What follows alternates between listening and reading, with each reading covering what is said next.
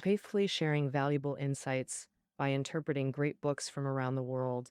Hi, I'm Sally, and this is the Book Talk Show. Today, I'm diving into the book Qin Mysteries, all about rediscovering Qin Shi Huang. Did you know, over the past 2 millennia, China has seen 422 emperors in total? If you had to pick the emperor with the biggest impact and the most buzz, King Shi Huang would get a lot of votes. Though he definitely hits both marks, Qin Shi Huang accomplished a ton. He was China's first emperor. Actually, he coined the term emperor himself. He began using Zhen for himself, unified China, ditched feudalism, pushed the commandery county system, constructed the Great Wall, and set standards for writing and weights. These actions really set the stage for China's imperial autocracy over 2 millennia and molded the core of Chinese culture. So, Ming Dynasty scholar Li Zi hailed Qin Shi Huang as the emperor for the ages, but he's also shrouded in mysteries, especially the big one about his parentage. Rumor has it that Qin Shi Huang wasn't royal blood. Lü Buwei was his biological dad. After unifying China, Qin Shi Huang stirred up controversy with moves like burning books, burying Confucian scholars, and chasing eternal life. Debates that rage on even today. Well, Qin Shi Huang was an emperor who wrapped up huge successes but left behind a trail of enigmas. The book, Qin Mysteries, is all about cracking these puzzles. Echoing its subtitle, the author's mission is to rediscover Qin Shi Huang. This book, author Li Yuan started at Beijing University's history department, learning from renowned historian Tian Yuqing. He then studied in Japan, got his PhD in literature, and now teaches at a Japanese university. Li Yuan has spent years studying Qin and Han history, bringing deep and original perspectives to it. All right, let's get into the book. We'll tackle 3 key questions one by one. Question 1, was Qin Shi Huang actually Lü Buwei's illegitimate son? Question 2, what hurdles did Qin Shi Huang overcome to seize power? Question 3, who is Qin Shi Huang's queen? Why didn't Qin Shi Huang appoint a crown prince? Before diving in, I should clarify a few things. Qin Shi Huang's birth name was Ying Zheng. The name Qin Shi Huang was coined after Qin unified China. Before that, he was simply king of Qin, but to keep it simple, we'll just call him Qin Shi Huang the whole time. Okay, let's tackle the first question. Was Qin Shi Huang Lü Buwei's illegitimate son? Well, to answer this question, we need to look at how Qin Shi Huang became the king of Qin. It was actually a low probability event. Why? This starts with his father, Yiren, also known as Yiren, who is the son of Lord Angguo of Qin. In 265 BC, Lord Angguo was appointed as crown prince by his father, King Zhaoxiang of Qin. Barring any surprises, he was set to become the future king of Qin. So, as his son, wouldn't it be natural for Yuren to succeed Lord Anglo and become the king of Qin? However, it's not that simple. Lord Anglo had over 20 sons. If he were the eldest son, his chances of inheriting the throne were high. If he were the youngest, he might also have hope because he could easily win the old father's favor. But Yuren was stuck awkwardly right in the middle. What's worse, Yuren's mother, Yaji, was just one of Lord Anglo's many concubines, long out of favor, so Yuren's chances of turning things around weren't great. At 15 or 16, Yuren was sent to Handan in Zhao as a hostage.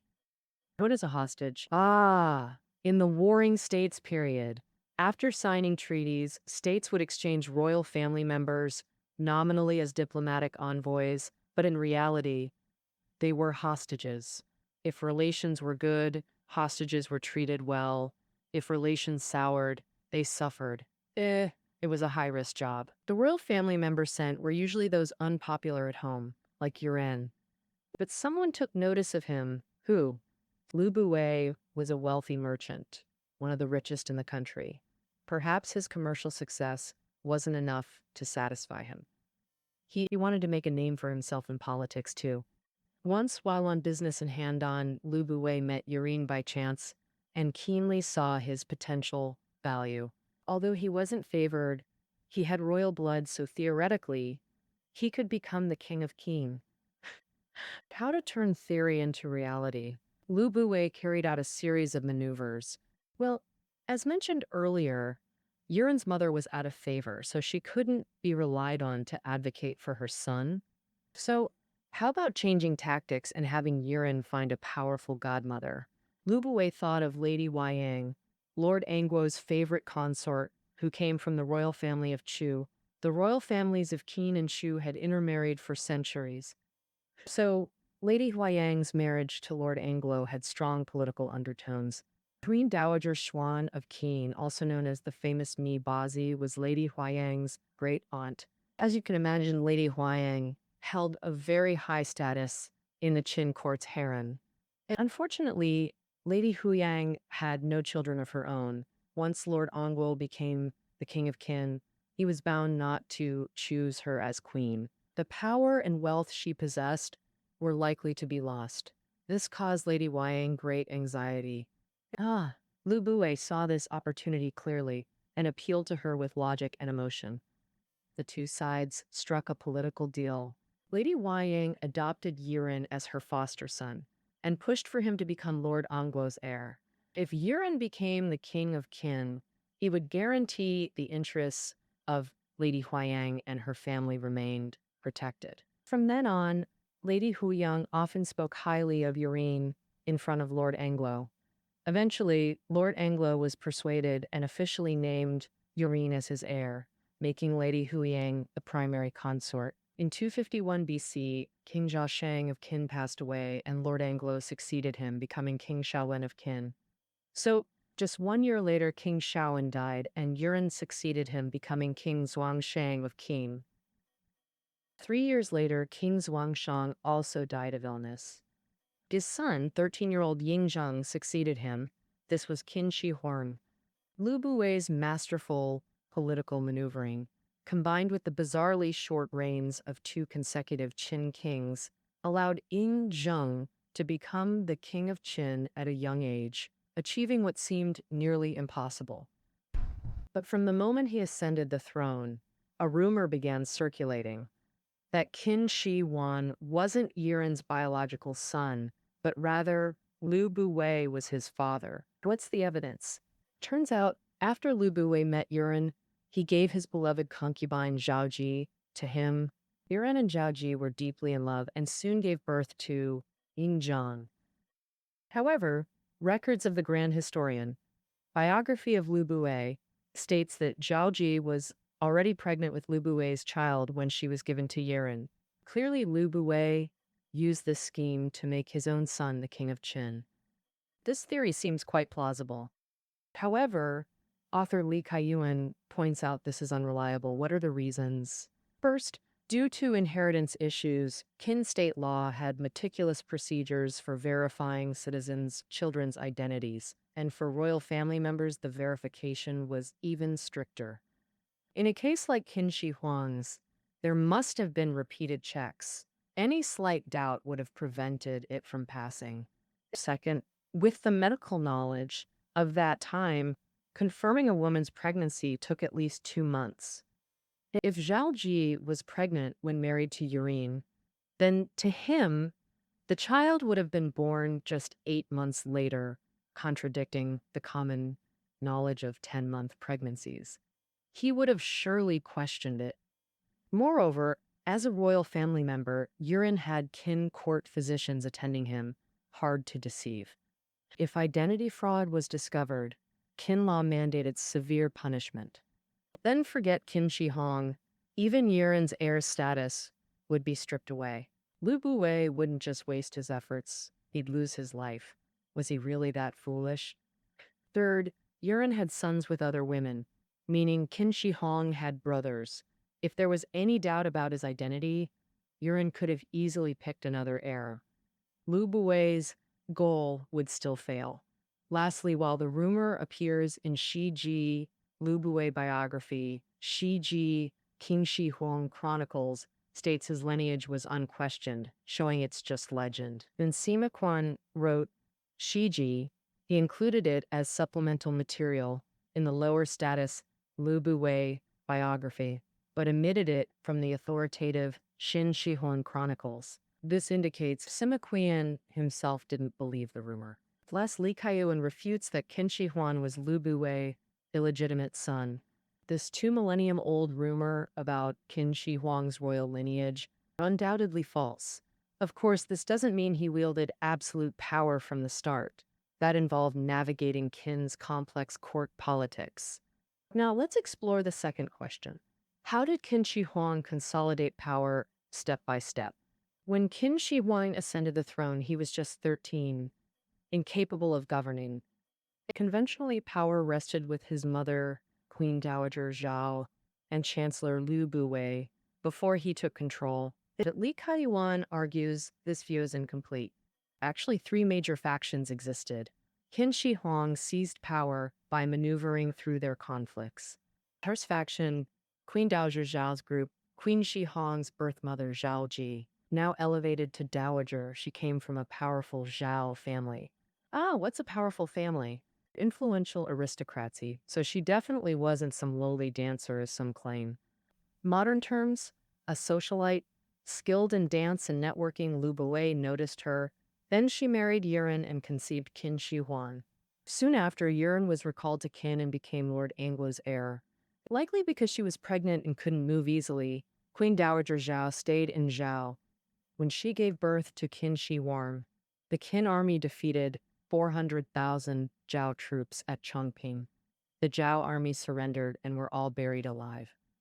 Such a devastating defeat instantly fueled Zhao's hatred toward Qin, and Queen Dowager Zhao's life was clearly tough. She and Qin Shi Huang effectively became hostages in Zhao, but luckily, with Lü Buwei's care, they weren't in life-threatening danger. A full 6 years later, after Qin and Zhao reconciled, Zhao finally released Queen Dowager Zhao and her son. By then, Qin Shi Huang was 9 years old, and because of this experience, he and Queen Dowager Zhao developed an extremely deep bond. When he ascended the throne, looking around, the only one he could trust was his mother. But Queen Dowager Zhao couldn't govern directly. She had to rely on confidants. Who? Of course, Lü Buwei. As mentioned earlier, Lü Buwei made huge contributions to Yuan becoming the king of Qin. After Yuan ascended the throne, he returned the favor. Lü Buwei became chancellor and was enfeoffed as Marquis Wenshen.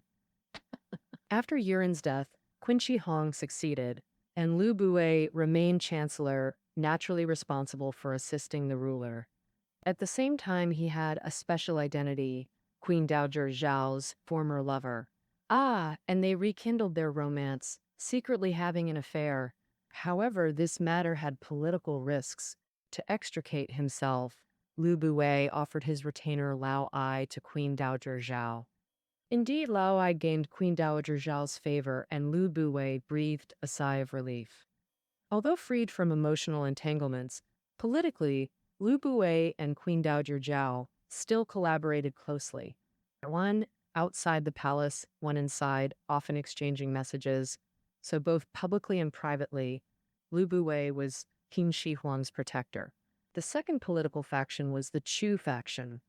As we mentioned earlier, Qin Shi Huang's father, Yuan, became the king of Qin only after adopting Lady Huayang as his foster mother. And Lady Huayang had such influence precisely because over centuries of marriage alliances between Qin and Chu, a Chu faction had already formed within Qi. By the time Qin Shi Huang ascended the throne, this faction was firmly rooted in Qin.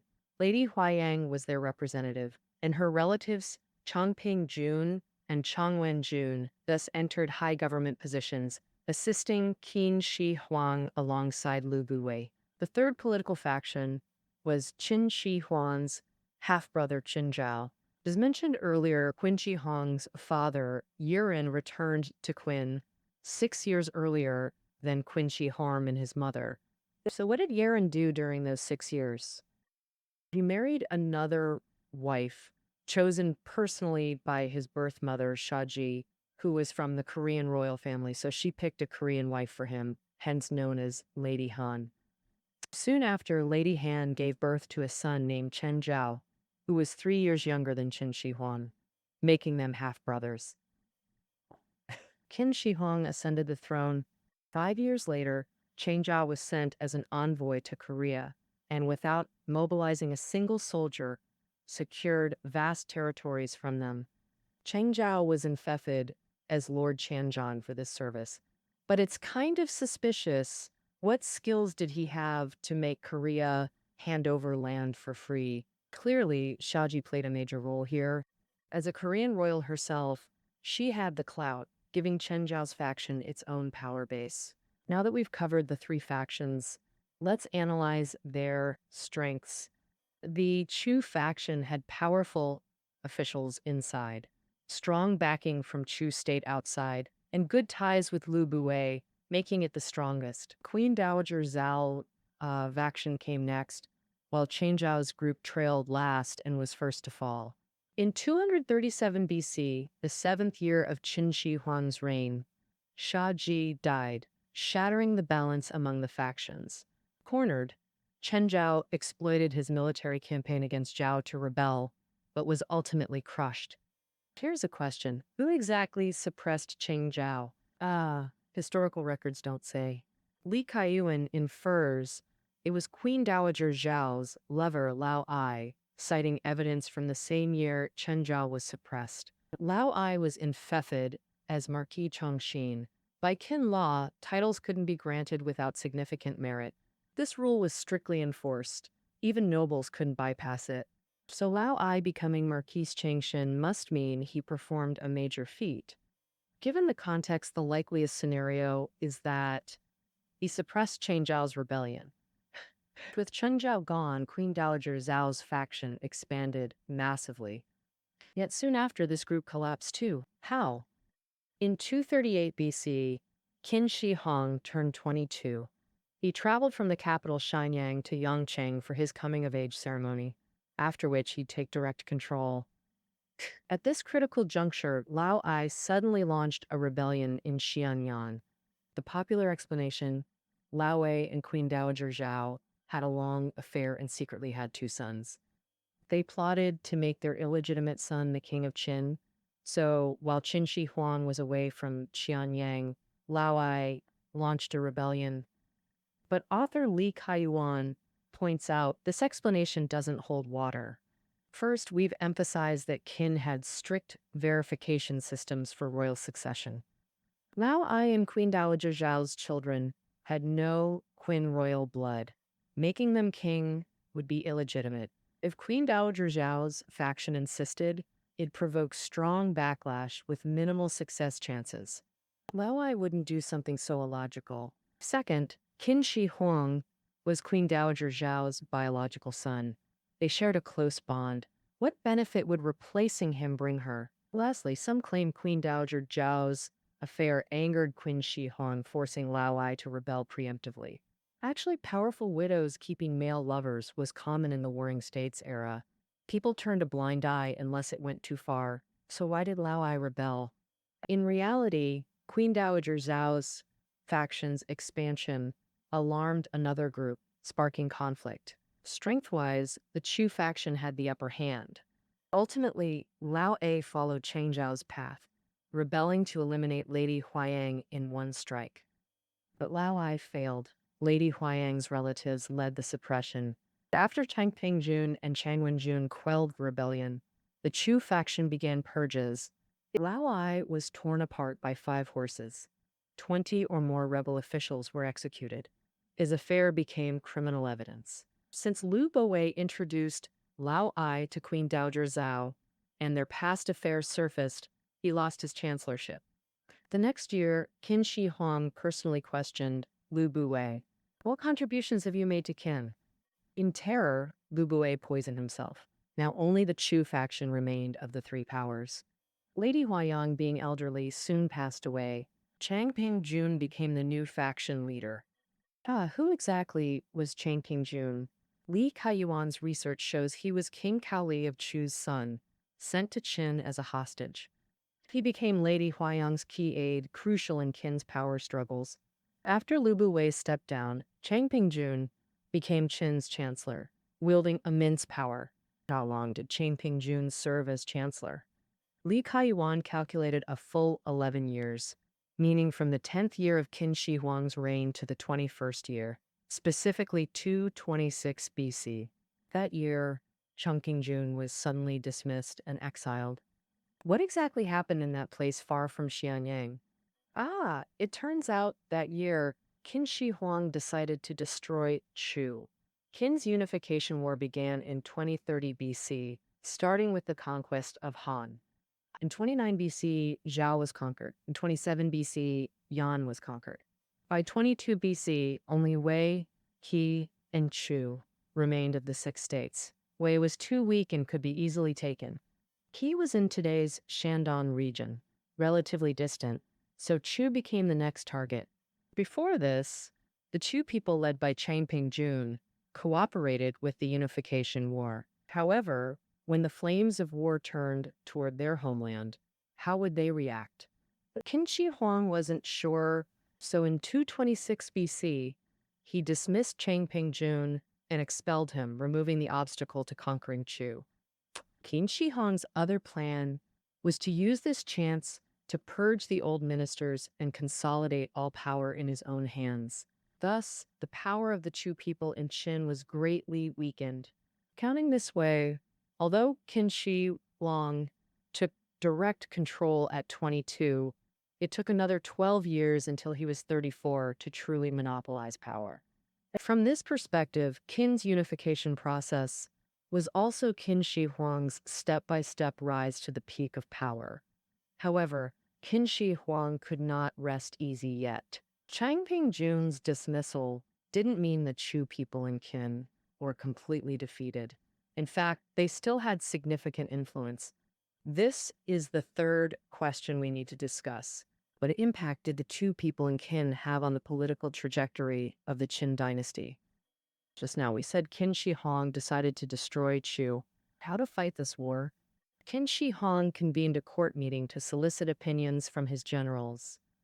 The veteran general Wang Jin believed it would require 600,000 troops. The young general Li Xin, full of vigor, said 200,000 would be sufficient. Qin Shi Huang agreed with Li Xin's view, thinking Chu wasn't so great. His reason was that the Qin army had recently defeated the Chu army and captured their capital, Yingchen. So Qin Shi Huang appointed Li Xin as the commander-in-chief. Leading 200,000 troops to attack Chu, Li Xin used Yingcheng, which is today's Zhoukou in Henan, as his base and advanced eastward. At first, the Qin army advanced smoothly.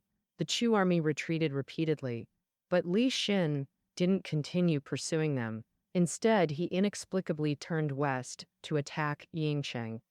Meanwhile, an army led by the Chu general Xiang Yan appeared behind the Qin forces. Zhang Yan trailed them for 3 days and nights, launching a surprise attack. The Qin army was caught off guard. 7 main generals died in battle. Li Shen escaped back to Qin with the remnants, marking the failure of the first campaign to conquer Chu. Examining the Qin army's defeat, it's strange. Before the war, Yingchen was already in Qin's hands, so why did Li Shen suddenly attack it again? There's only one explanation. A major incident occurred at Yingchen, forcing Li Shen to turn back and deal with it. What was the incident? And historical records don't say, but Li Kaiyuan, after combing through historical materials, discovered that Li Xin attacked Chu. That year, Chang Ping-jun arrived at Yingcheng, and the Qin army was defeated. Afterwards, Chang Ping-jun was proclaimed king of Chu by Shangyan, making it clear that Chang Ping-jun rebelled in Yingcheng. Under the pincer attack from him and Shangyan, the Qin army suffered a crushing defeat. Chang Ping-jun's rebellion meant that the Chu people in high positions in Qin had turned against it, and Qin Shi Huang took this opportunity to completely purge the Chu faction's influence in Qin, further consolidating his power. After this, Qin Shi Huang learned from the failure. He reappointed the veteran general Wang Jin, mobilized the entire nation, organized an army of 600,000, and attacked Chu again. In 2023 BC, the Qin army heavily defeated the Chu forces, killed Changping Jun, the Chu general. Xiangyan committed suicide in despair. The Chu capital Shuqin fell, and Chu was destroyed. Next, Qin easily defeated Yan and Qi, mopped up the remnants of the Six States, and achieved victory in the Unification War. Qin Shi Huang thus became the first emperor in Chinese history. As the emperor for the ages, Qin Shi Huang has been highly regarded for over 2,000 years, but few have wondered, who was Qin Shi Huang's empress? This isn't a gossip question. It's a serious political issue. Because Qin had a strict succession system, when Qin Shi Huang completed his coming-of-age ceremony, he should have immediately established a queen consort. Then, after Qin Shi Huang became emperor, the queen consort naturally became empress, and her son would be crown prince. But historical records don't mention this empress at all, and Qin Shi Huang never appointed a crown prince before his death. That's very strange. So who exactly was Qin Shi Huang's empress? Li Kaiyuan admits that based on existing historical materials, no answer can be found. But if we could figure out why Qin Shi Huang didn't appoint a crown prince, maybe the mystery of his empress could be solved too. Actually, Qin Shi Huang did have a crown prince candidate in mind. He had 23 sons, and the most popular one was Fu Su. Compared to others, Fu Su had two clear advantages. First, as the eldest legitimate son, he had priority for the throne by imperial custom. Second, Fu Su was benevolent and politically far-sighted, praised by everyone at court and beyond. Whether by birth or character, Fu Su was the ideal choice for crown prince, but Qin Shi Huang just wouldn't declare it. Why? Well, because Fu Su had angered him. This ties into another big historical event, the burning of books and burying of scholars. The burning of books meant destroying texts from various schools of thought, keeping only legal, medical, and agricultural works. The burying of scholars referred to burying Confucian intellectuals alive. Because of this, Qin Shi Huang has been cursed by scholars for over 2 millennia. However, Li Kaiyuan points out that the book burning happened, but the scholar burying didn't. To be precise, Qin Shi Huang buried not scholars, but another group, alchemists. In his later years, Qin Shi Huang was obsessed with immortality, supporting many alchemists to brew eternal life potions. Alchemist Xu Fu even deceived him, saying, "Oh, there are immortal mountains overseas where immortals live, happily consuming eternal life elixirs." Qin Shi Huang was enchanted, sending thousands of boys and girls with Xu Fu to seek immortals. The mountains couldn't be found, and the elixirs didn't work. The Qin's laws were strict. Alchemists had to test their pills. If ineffective, they'd be punished. Afraid, they conspired and fled en masse. Qin Shi Huang was furious upon hearing this, arrested them all, and handed them to the censorate for prosecution. The censorate found over 60 alchemists guilty. They were dragged to the outskirts of Xianyang and buried alive. All right, back to the alchemist burying. These guys kind of brought it on themselves. But being buried alive was really tragic. The kind-hearted Fu Su couldn't stand it, urging Qin Shi Huang to show mercy and not be so brutal. This was sound advice, and with Qin Shi Huang's smarts, he should have understood it. But long-term pill use made his temper explosive. Fu Su's admonition enraged him, and over a disagreement, Qin Shi Huang banished Fu Su from Xianyang, sending him to Shangjun as a military overseer. This move shows Qin Shi Huang wavered on succession, but it wasn't definitive. Why do I say that? First, Fu Su was sent to Shangjun, modern-day Yulin in Shanxi, where Meng Tian commanded 300,000 elite troops. These Qin forces were battle-hardened, having repeatedly defeated the Xiongnu with formidable strength. Sending Fusu as overseer was both punishment and grooming. Second, Fusu controlled elite troops with Meng Tian at the border, while Meng Tian's brother Meng Yi handled state affairs near Qin Shi Huang, deeply trusted. Thus, Fusu and Meng Tian outside, Meng Yi inside, they formed Qin's strongest faction below the emperor. This couldn't happen without Qin Shi Huang's tacit approval. So Qin Shi Huang was tempering Fusu, but this tempering took too long. Qin Shi Huang died without naming an heir. What made him hesitate? Li Kaiyuan proposed a unique theory backed by complex research. He believes the root cause was Fusu's mother. She came from Chu royalty, so Fusu had Chu blood. The violent conflicts with Chu loyalists and Qin, bloody and traumatic, became taboo topics.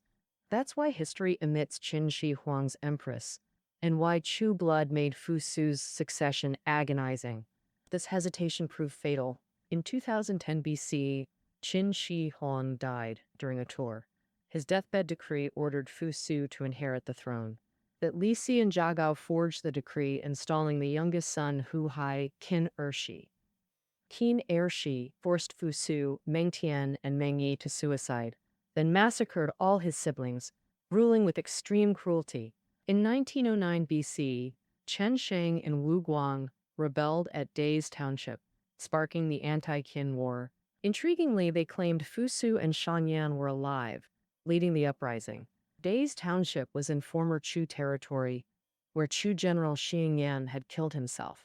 The rebels' goal: overthrow Qin, restore Chu, making Shangyan's name a natural banner. Why did Fusu appear? The Chu people hated the Qin people the most.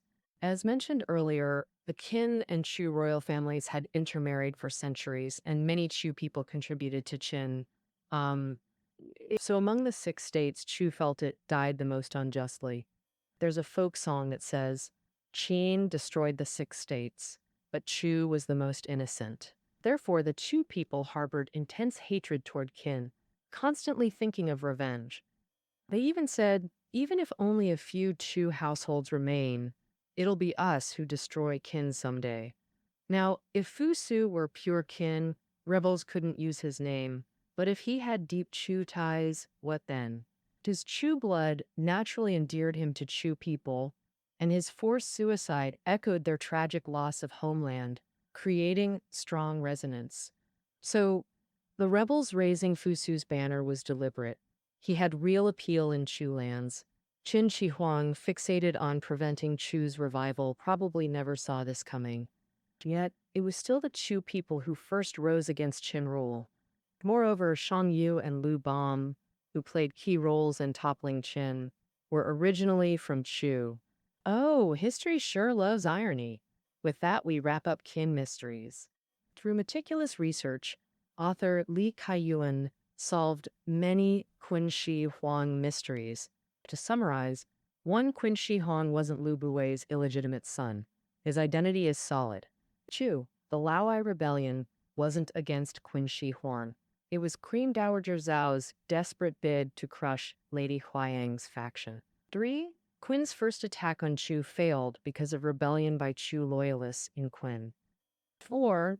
Qin Shi Huang buried not scholars, but alchemists who deceived him. 5. Qin Shi Huang's empress was Chu royalty. Eldest son Fusu had Chu blood. Chen Sheng and Wu Guang's rebellion raised Fusu's banner. All right, that wraps up our dive into Qin Mysteries. Listening notes are below the audio. See you tomorrow.